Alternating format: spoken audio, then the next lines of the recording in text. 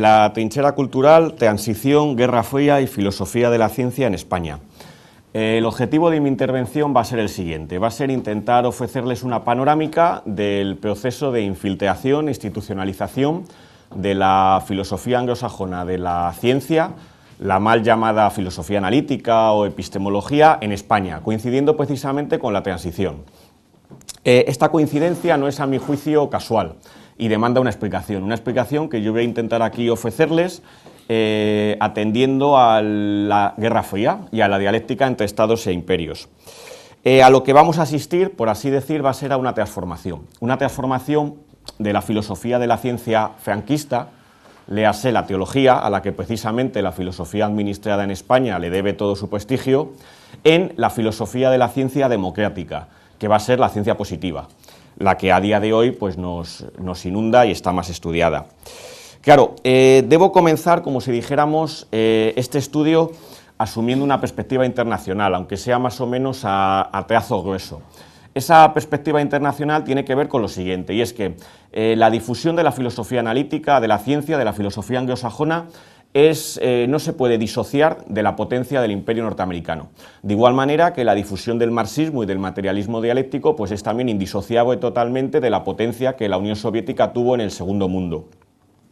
Con esto en mente, el primer hecho que voy a señalar es el siguiente, y es que el positivismo del Círculo de Viena encontró en vísperas de la Segunda Guerra Mundial su acomodo en las universidades de Estados Unidos. Lo encontró mediante el exilio ante el avance de la Alemania nazi.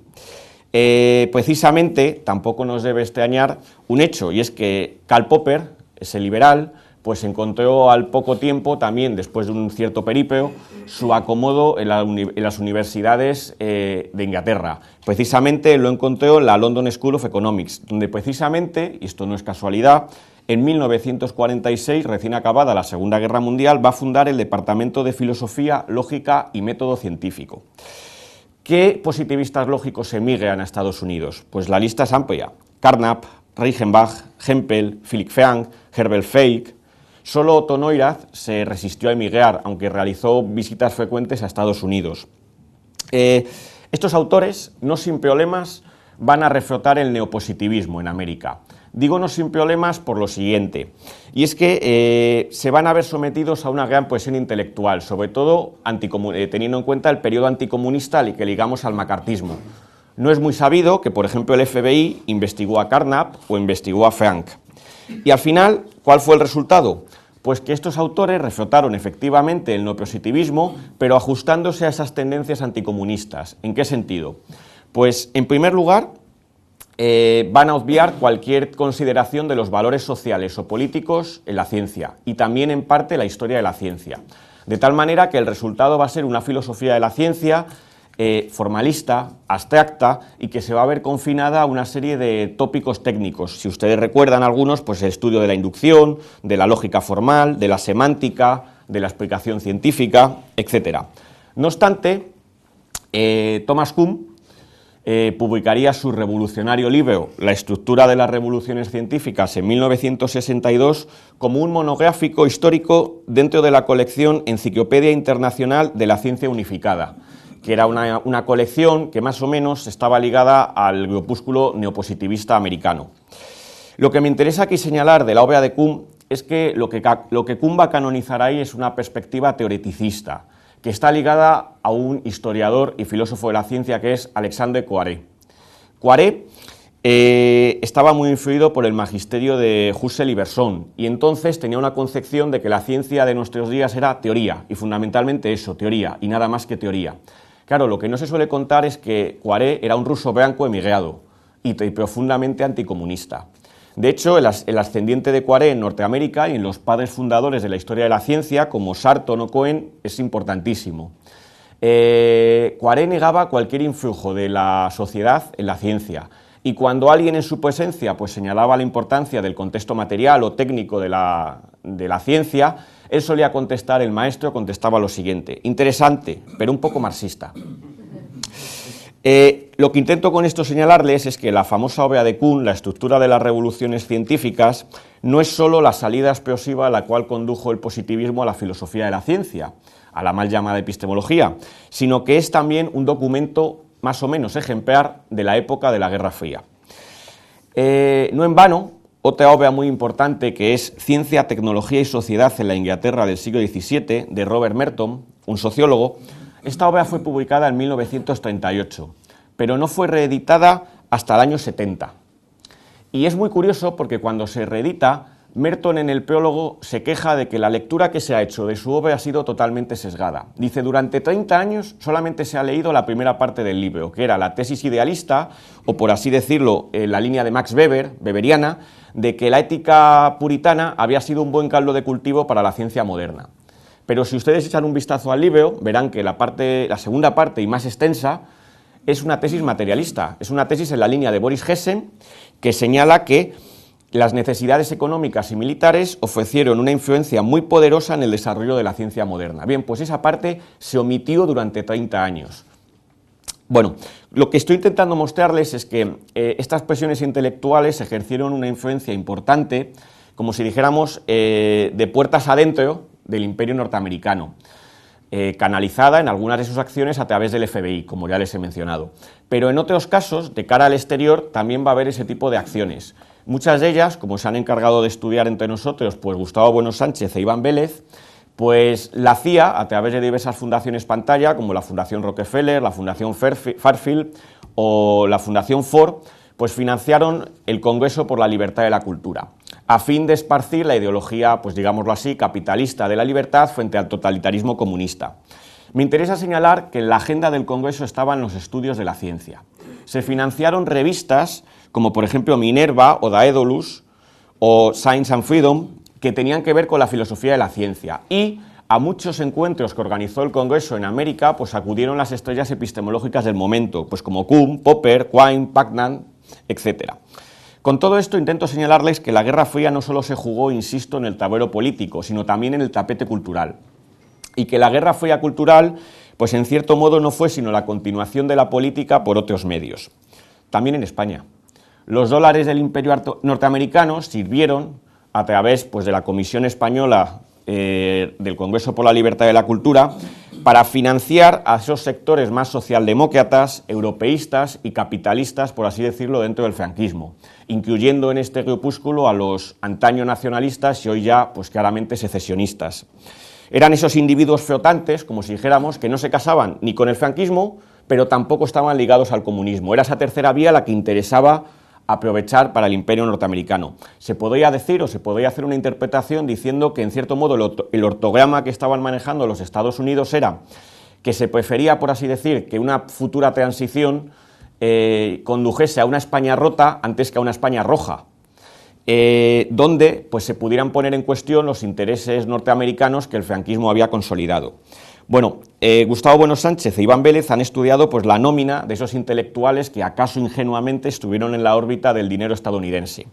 Les leo algunos nombres: Julián Marías, María Zambrano, Paulino Garagorri, José Antonio Maraval, Luis Díez del Corral, Aranguren, José Luis San Pedro, y por favor retengan estos tres nombres en lo que tiene que ver con la filosofía de la ciencia: Sánchez Mazas, Tierno Galván, Ferrater Mora. Tomo ahora ya como parámetro definitivo a España. Y lo que tengo que avisar es que mi análisis de la transición epistemológica, o en general de la transición filosófica, va a estar en tensión con el que han propiciado un nódulo de sociólogos radicado en la Universidad de Cádiz. Me refiero a Francisco Vázquez García y José Luis Moreno Pestaña, entre otros.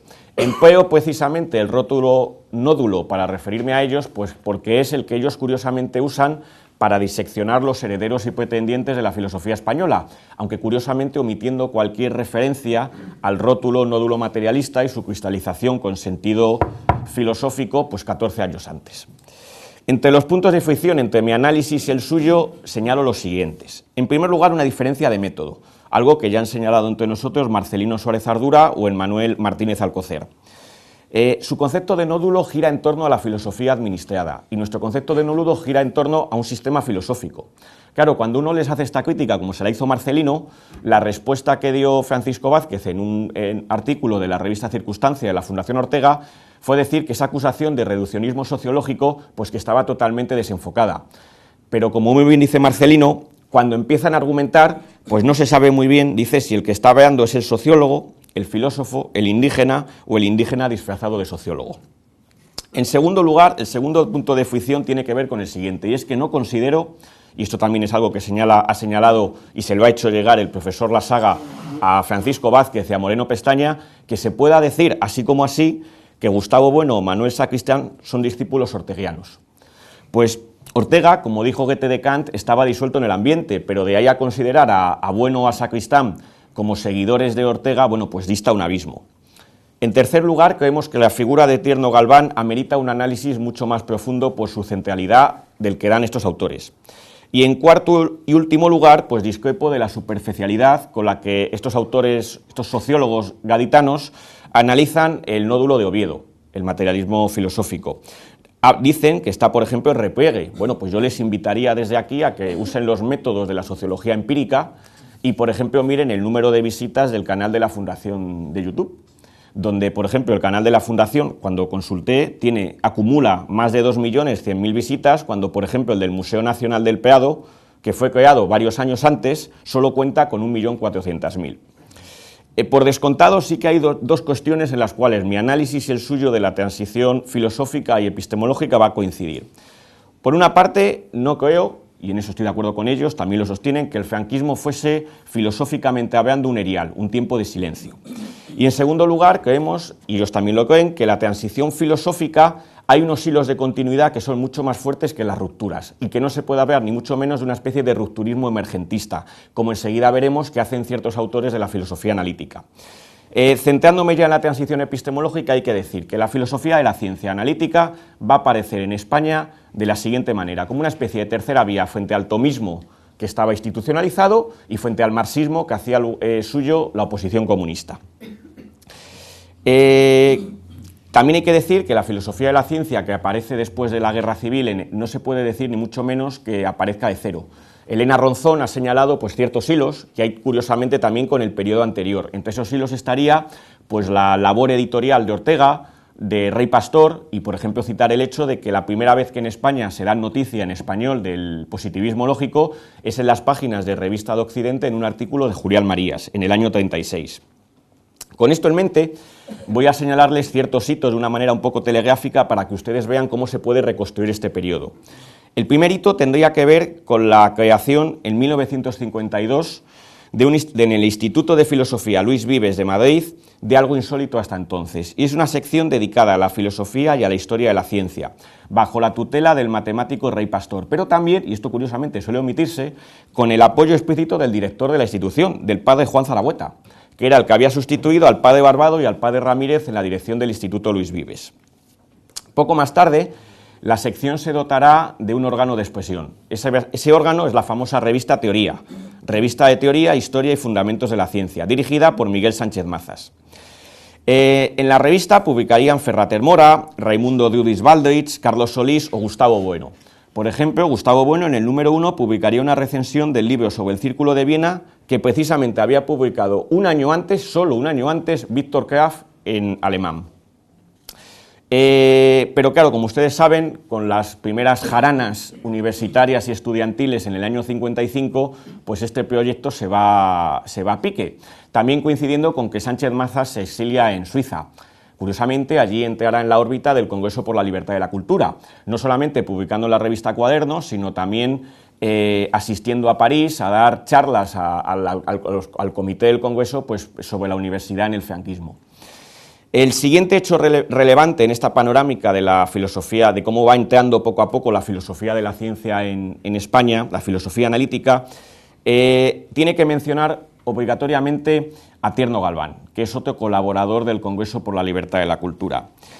Y el hecho es que en 1957 Tierno va a traducir el Tractatus de Wittgenstein al español, y curiosamente lo va a hacer con la obra, con el ejemplar de mano que le dejó Gustavo Bueno en Salamanca.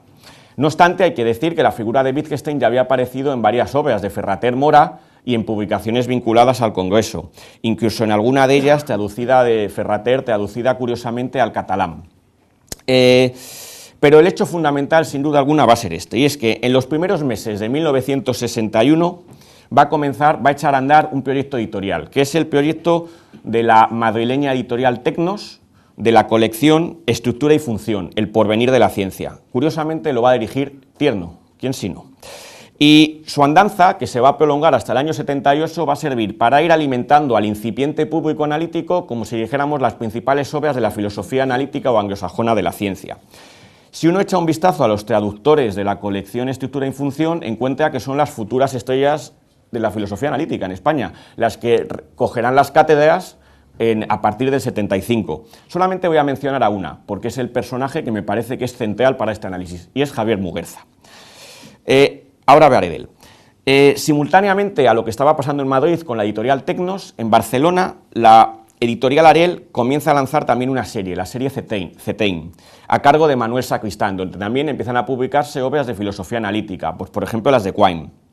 Y un detalle muy importante, Taurus, la editorial Taurus, la que dirigía Jesús Aguirre, el mandarín, como le llama Gregorio Morán, tras dejar la vida sacerdotal.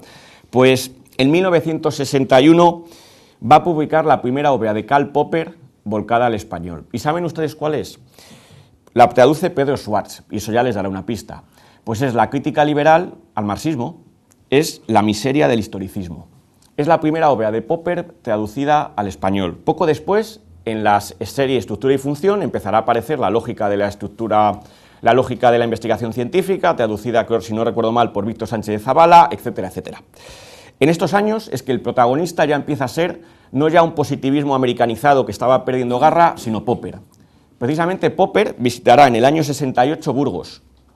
La elección de Burgos parece ser que no es casual. Aquí estaba detrás una figura poco desconocida que es Luis Martín Santos, pero no es psiquiatra, sino un profesor relacionado con cuestiones de filosofía de la ciencia y radicado en Burgos.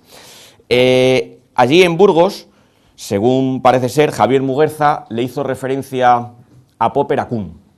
Y es que Muguerza se autocalifica en un arrebato de vanidad como el animador cultural del casposo medio filosófico de la época, al haber hecho de introductor de Kuhn en España, ya que parece ser que la reseña que había hecho bastantes años antes un fraile dominico, Antonio Moreno, un fraile que había estudiado con Kuhn en Berkeley, y que entonces al estar allí de compañero de pupitre con él, pues ve el libro, lo lee y hace una reseña al español.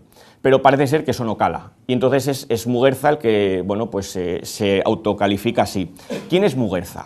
Bueno, Muguerza viene de la matriz del jesuita Aranguren. Todavía en el año 99, pues es conocido que sale en la defensa del padre Aranguren, cuando Javier Marías alude a su figura como delator franquista. Bueno, lo de padre y jesuita no lo digo yo, lo dice el propio Aranguren, que lo veía como una virtud. ¿A quién frecuenta Muguerza? Bueno, Muguerza frecuenta a gentes ligadas al Congreso de la Libertad de la Cultura, Julia Marías, Francisco Gracia y el propio Aranguren, a quien en cierto modo pues va a suceder como vigilante de la filosofía gremial durante la democracia coronada. Y es una labor de delación en la que con los años pues no ha cejado. Así hace poco escribía lo siguiente, y es que nunca pierdo ocasión para acusar a Gustavo Bueno y a la Escuela de Filosofía de Oviedo de criptofascistas, por así decir. Les leo la cita y que cada uno interprete como buenamente pueda. Cito: de suerte, dice en 2010 Muguerza, que no se sepa ya si Bueno actuaba como un marrano, de acuerdo con su propia autodescripción durante el franquismo, cuando oficiaba de continuista, o si también lo siguió haciendo cuando pasó a oficiar de rupturista, para acabar dejando luego atrás todo rastro de marranismo y mostrarnos al cabo hoy, se entiende ya en la democracia, su vera facies de cristiano viejo. Claro, eso de cristiano viejo, ¿a qué viene? Claro, debe ser su vera facies de franquista. Claro, yo cuando uno lee esto, lo único que puede decir es aquello de ladran Sancho, señal que son perros. A principios de los 70 van a aparecer dos nódulos gnoseológicos más, a los que se van a unir a los de Madrid y Barcelona. Uno es Oviedo, con Bueno, y el otro es Valencia. Valencia con una figura muy interesante, que es Manuel Garrido. Manuel Garrido le vence con escándalo, lo del escándalo no lo digo yo, lo dice Muguerza, le vence con escándalo la cátedra a Sacristán. Se hace con su posición en Valencia y allí funda una revista, Teorema, una revista que en principio se mostrará abierta a analíticos y a dialécticos, pero que muy pronto virará solamente hacia los analíticos. Y en 1984, José María Maraval, ministro de Educación y Ciencia del primer gobierno del PSOE, canonizará, por así decir, con su ley de áreas de conocimiento, la lógica y la filosofía anglosajona de la ciencia como una especialización kuhniana, podríamos decir. De hecho, no soy el primero que apunta a la conexión entre filosofía analítica y PSOE. Ahí está, por ejemplo, Quintanilla. Tomo precisamente este año de 1984 como final del viaje, como si dijéramos, porque es el año en el cual se publican manuales de filosofía analítica de la ciencia en español. Voy a reseñar precisamente el de Andrés Rivadulla. Rivadulla publica en 1984 Filosofía actual de la ciencia, con dedicatoria y agradecimiento, entre otros, curiosamente, a Gustavo Bueno y a Javier Muguerza. Puede decirse que en el año 84 la transición epistemológica había concluido. Voy terminando. El propósito de esta intervención era, como si dijéramos, analizar la Guerra Fría cultural en el ámbito de la filosofía de la ciencia, dando algunas pinceladas que ayudasen a entender la penetración que tuvo por estas fechas en España. Lo que me interesa reseñar es que la recepción del American Way of Thinking no puede decirse ni mucho menos que fuese una consecuencia de los aires de libertad democrática que se empiezan a respirar tras la muerte de Franco. Es un proceso que está larvado en los 50 y 60, y así hay que reconocerlo. Con esto no se trata tampoco de apostar por una interpretación conspiranoica, como si dijéramos, de la historia de España, sino simplemente de meter la historia de España en el mapa geopolítico. Y tampoco quiero con ello, como si dijéramos, deslizarme hacia una especie de sociologismo absoluto. Lo que quiero señalar es que la impronta social condiciona la circulación de unas ideologías frente a otras. Y, en todo caso, lo que estoy intentando ofrecerles es una explicación necesaria, aunque sospecho que a lo mejor no suficiente, de esa transición epistemológica. Lo que sí que creo que se puede quedar demostrado es que hay que superar interpretaciones del proceso como la que hace Muguerza, cuando dice que concibe este proceso de la transición filosófica como una especie de recomposición de la razón tras una larga cuarentena, se entiende el franquismo, en que la filosofía española permaneció postrada en la más asfixiante irracionalidad. Fin de cita. Claro, ahora, lo que la mayoría de autores llama la normalización democrática de la filosofía, pues la verdad es que ha consistido simplemente en la recepción más o menos pasiva y la digestión más o menos pasiva de las novedades foráneas, escritas preferiblemente en lengua inglesa. Solo Gustavo Bueno, con la teoría del cierre categorial, pensada y escrita íntegramente en español, puede decirse que ha marcado una nota de originalidad sistemática, con todo lo que la palabra sistema, guste o no, significa. Claro, quizá por esta razón los sociólogos de Cádiz lo califican de heterodoxo. Claro, ¿qué sería lo ortodoxo, lo oficial? Pues dedicarse a la dosografía y a los pastiches analíticos que en cierto modo han servido de recambio a la escolástica de otrora, y donde, por ejemplo, el ensayo ha dejado lugar ¿a qué? Al paper. Pero no deja de ser sorprendente que Javier Muguerza en el año 74 barruntase ya que la filosofía analítica podía llegar a convertirse en la filosofía oficial de la España que se avecinaba, y que en el año 90 constatase con fatalidad y recelo su pronóstico, cuando vio que hasta la mismísima Universidad de Navarra, regentada por el Opus Dei, pues empezaba a practicarla. Digo sorprendente porque Muguerza es, junto a Tierno, Manuel Sacristán y Manuel Garrido, uno de los 4 apóstoles de la filosofía analítica de la ciencia en nuestro país. Muerto el tomismo, la red oficial ha sido ocupada por un filosofar plural, como corresponde a una democracia de mercado pletórico, pero eso sí, volcado hacia la especialización, en particular hacia la lógica y la filosofía de la ciencia analíticas anglosajonas, cuyas tesis, es cierto, se discuten, pero siempre aceptando su talante y sus estándares. En cierto modo, es otro perfil de la globalización realmente existente. Bueno, pues muchas gracias.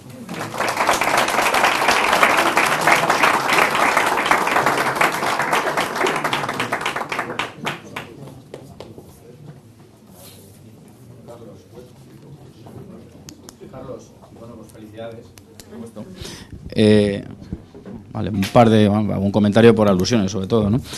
Con lo de la implantación de cierto tipo de ciencia, y hay otra vía que hemos apuntado en algún momentín, y es esta propaganda que se hizo de la energía atómica a través de un sector muy importante en el franquismo y posteriormente, que es el de la medicina, y todo el proyecto de átomos en libertad y todo este uso médico de una tecnología que también estaba pues vinculada a la carrera armamentística de la Guerra Fría. Eso por un lado, ¿no? Por otro, pues Tierno, que es esencial en esta implantación, bueno, ya hemos hablado tantísimo de él que, bueno, pues en fin, pues es uno también de los que impulsan otro de los movimientos más importantes de esta última época que hemos tratado tanto, que es la de la sociología. El auge de la sociología viene también por ahí. Y luego ya como cotilleo, que es una cosa que siempre nos gusta a todos, he de decir que un señor que ha estado desde el principio en todo este asunto de la Comisión Española del Congreso por la Libertad de la Cultura, un hombre que viene de... No vamos a decir el nombre, porque estamos pendientes de que nos den alguna entrevista.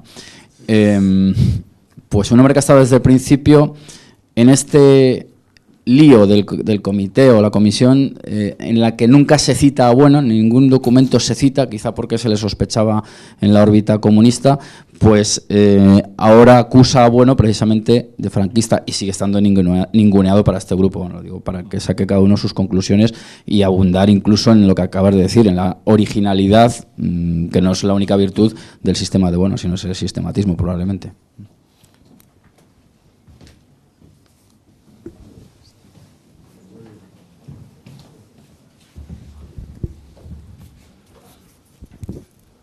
No respondes. Bueno, simplemente no, sí, por apuntar a Iván, sí, efectivamente, Tierno el papel que tienes con el funcionalismo. Es decir, como en la filosofía del derecho y luego también en la sociología él va recibiendo ese influjo del neopositivismo, pues, y lo va canalizando, claro. No, lo mío es muy rápido. Si has mirado, o sea, volviendo un poco a la perspectiva internacional, si tienes un poco mirado cómo penetra esta misma filosofía en la Unión Soviética o... Bueno, en la Unión Soviética o en la Rusia postsoviética, vamos. No lo conozco, pero sé quién lo conoce, que es una tesis doctoral de la Universidad de San Diego, se llama Elena Aranova, y tiene unos estudios de la ciencia. Yo he leído, son casos de estudio, el que a mí me interesaba era el de los estudios de la ciencia en la agenda del Congreso por la Libertad y la Cultura, pero luego tiene unos que estudia la penetración de la filosofía de la ciencia en la Unión Soviética, pero no lo he leído. Vale, gracias.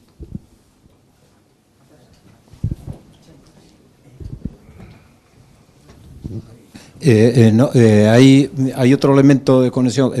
Dado de que Muguerza y Quintanilla y Tierno estaban en Salamanca, es curioso, hay otro más salmantino que es Elías Díaz, que si bien no es analítico, forma parte del grupo, ¿no? Él más está alineado con Hermann Heller en la tira de Estado Social y Democrático de Derecho, ¿no? Está en eso, pero que en el fondo es una incapacidad socialdemócrata de hacer una crisis del positivismo jurídico de los años 20. Y es un escapismo que se hace por ahí, ¿no? Pero yo creo que forma parte del grupo ese, con la coincidencia que son todos salmantinos, ¿no? O vinculados a Salamanca, vamos. Sí, de hecho, Díaz no conozco mucho su trayectoria, pero sí es cierto que, por ejemplo, los autores, los sociólogos de Cádiz, en los esquemas que ellos plantean de pues cómo se mueven esos grupúsculos, ¿no? Que plantean una especie como de grafos que van señalando cómo evolucionan las trayectorias, Díaz es uno de los que está ahí metido precisamente pues en todas estas corrientes, sí. Sí, mira, a ofrecerte lo que literalmente es un cotilleo, puesto que se trata de una conversación privada. No recuerdo exactamente si fue en el otoño del 81 o primavera del 82, y Garrido se quejaba de que la colección Estructura y Función figuraba todavía como director Tierno Galván cuando él era el que estaba llevando esa colección desde cierto tiempo atrás. Lo que no precisó en ese momento, desde cuándo. Pero quizá este detalle me parece que es relevante. Es decir, Tierno, como sabemos, pues aparece, pero hasta qué punto realmente interviene es un tanto dudoso. Y en este sentido, pues fue una especie de, digamos, de expansión que tuvo Garrido en ese instante y señaló esto, insisto, que la colección la llevaba él desde hacía tiempo. Yo ahí, bueno, añadiría dos matices. Sí que es verdad que hay Tiernos, yo creo que en algún momento sí que influye, porque, por ejemplo, en traducciones de los cuadernos azul de Wittgenstein o marrón, bueno, no sé qué color, pero los publica efectivamente Tecnos y los traduce Francisco Gracia, y entonces le pide que el prólogo lo haga Ferrater, y Tierno se niega. Y entonces parece ser que las cartas se pierden, en fin, ahí hay una cierta historia ahí curiosa. También el problema es que parece ser que parte del archivo de Ferrater, pues que creo que lo gestiona un diputado de RC, Terry Cabras me parece que se llama, en la Universidad de Gerona, pues no es totalmente libre, no se pueden más que ver resúmenes de las cartas, y entonces aquí no se sabe muy bien, pero sí, ese detalle que te quiero comentar serviría para mencionar que Tierno sí que estaba involucrado. Entonces, ¿en qué momento puede ser que Garrido tomase, como si dijéramos, de una forma oficiosa el relevo? Bueno, yo creo que habría que ver, no recuerdo exactamente el año que accede a la cátedra Garrido, pero sí que es verdad que cuando accede él no sabe prácticamente nada de filosofía de la ciencia y le lleva una serie de años ponerse al día, entonces habría que ver un poco ahí, ajustar las fechas. Yo creo que a lo mejor posiblemente cuando tomase el relevo a principios de los 70, yo creo que sería mejor el momento seguramente.